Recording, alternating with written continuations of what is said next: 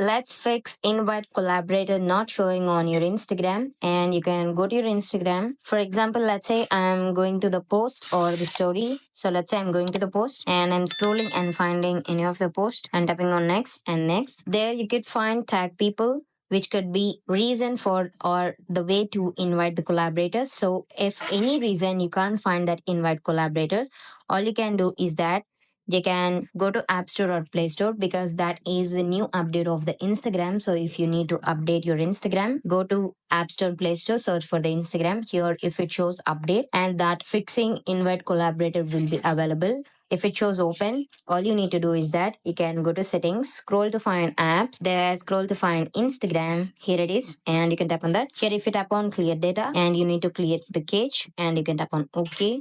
Now you need to see if that fixed or not, or otherwise you can do is that you can uninstall the app and reinstall, and that might have fixed your invite collaborator. Thank you.